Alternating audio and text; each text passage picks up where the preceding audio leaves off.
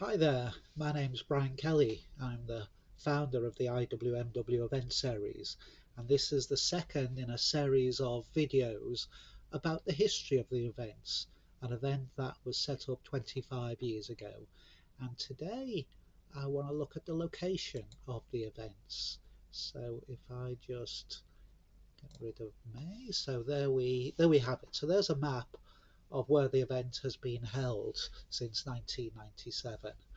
And right from the very start, an aim was to have the events in a range of different locations, a different set of universities. So that would enable us to work with the local web team there to get some fresh ideas.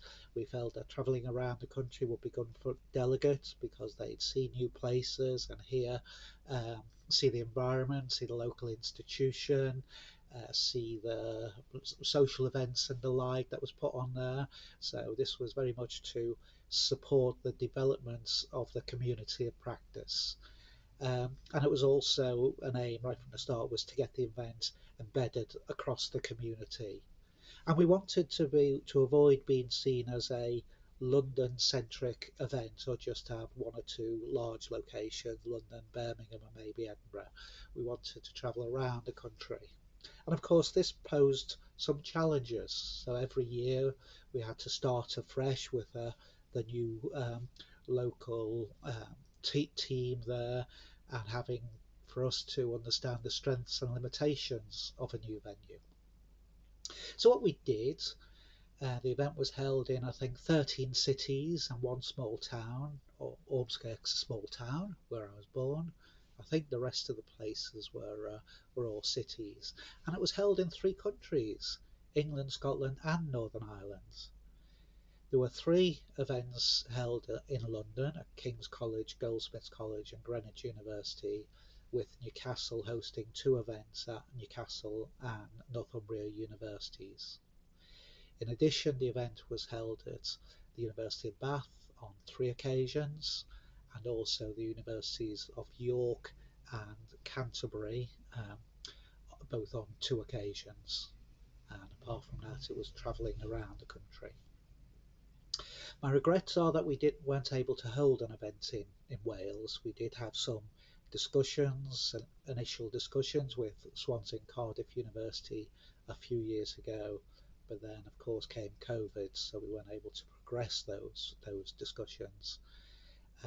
And looking at that map, we can see that the events was held across the south of England from Bath, Reading, London, Canterbury and Colchester, University of Essex in Colchester, across the north of England, Liverpool, Ormskirk, Manchester, Sheffield, York and Newcastle, and also up in Scotland, Glasgow, Edinburgh, and Aberdeen, just off the map, as well as Belfast.